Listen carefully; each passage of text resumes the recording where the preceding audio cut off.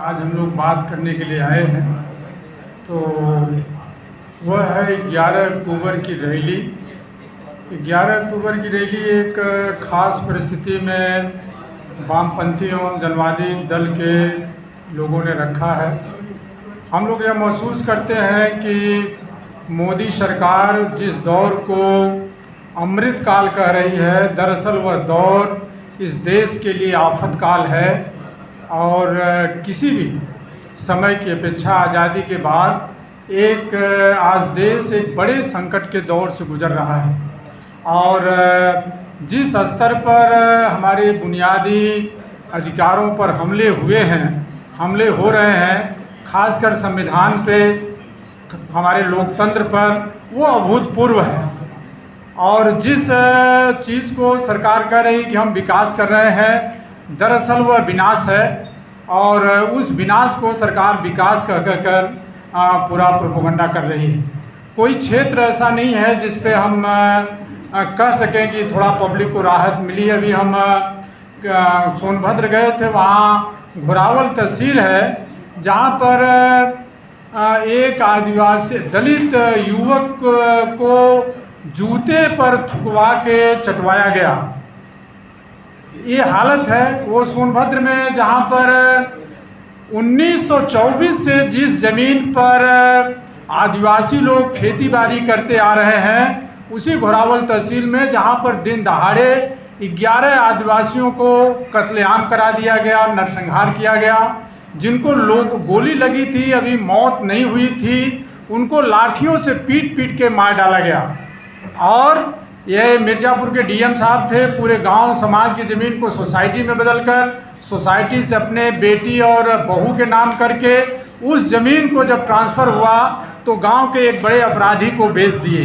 ये हालत है कानून व्यवस्था की। अभी हमारे साथी लोग, तीनों दलों के लोग कौशाम्बी गए थे।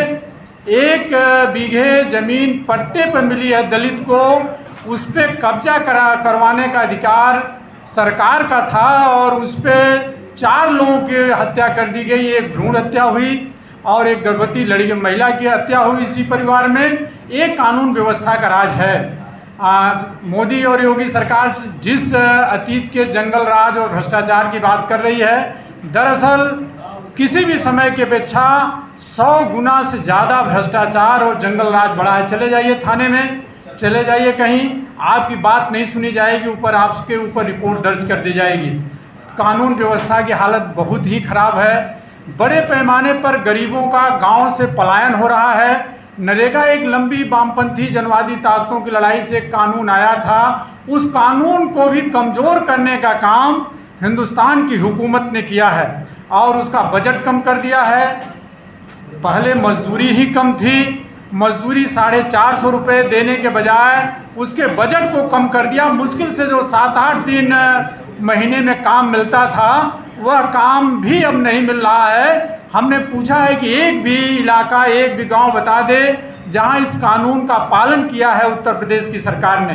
किसी भी क्षेत्र में रोजगार में आंकड़ा आ रहा है, सरकारी आंकड़ा आ रहा है, पिछले 45 सालों में सबसे ज़्यादा बेरोज़गारी बढ़ी है।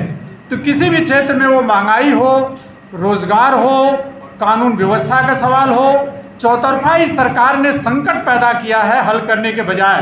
और अभी आरक्षण बिल, महिला आरक्षण बिल आया है। लंबी लड़ाई थी, महिला आंदोलन चल रहा था, इस पर आधा अधूरा ले आया, हड़बड़ी में ले आया विशेष सत्र बुलाकर।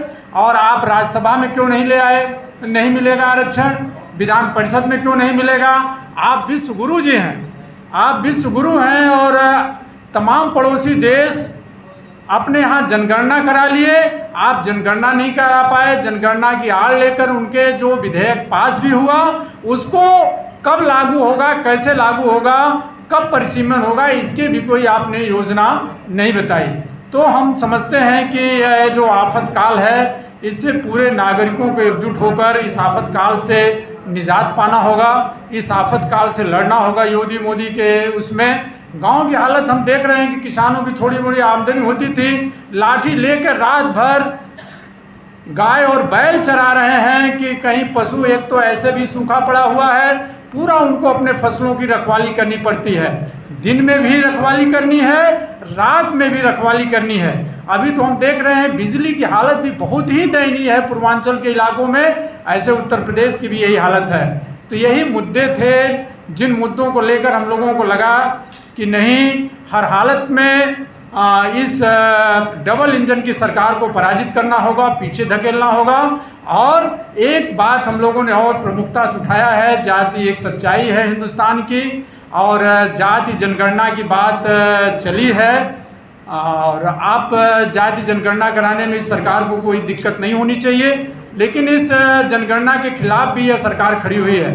तो हम अपनी रैली के माध्यम से, जिसमें पूर्वांचल से दसियों हजार लोग भाग लेने जा रहे हैं, हर जिले से लोग भाग लेने जा रहे हैं, हमने इन मुद्दों को प्रमुखता से उठाया है। जाति जनगणना के सवाल को, गांव में मजदूरों के पलायन के सवाल को, रोजगार के अवसर बढ़ें, मनरेगा मजदूरों की मजदूरी बढ़े, इसी के साथ स्कीम वर्कर्स की हालत ख़राब है।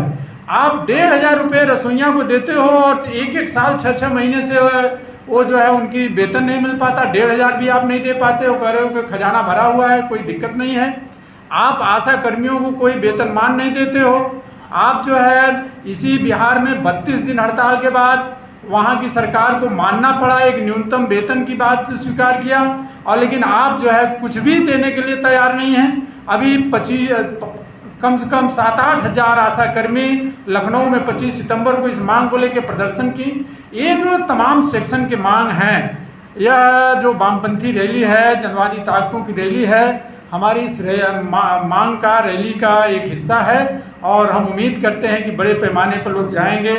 और आप लोगों से भी एक अनुरोध है कि कानून व्यवस्था को बनाए रखने के लिए, जंगल राज और भ्रष्टाचार के खिलाफ, उत्तर प्रदेश में अभिव्यक्ति की आज़ादी का सवाल है, संविधान और लोकतंत्र पर जो मंडराते खतरे हैं, इस खतरे के खिलाफ सभी लोगों को एकजुट होने में आप लोगों की भी भूमिका है, और आप लोगों से सहयोग की उम्मीद करते हुए मैं अपनी बात से समाप्त करता हूं। आप लोगों को धन्यवाद, बहुत बहुत धन्यवाद। अब आपको ऑल इंडिया फॉरवर्ड ब्लॉक के जनरल सेक्रेटरी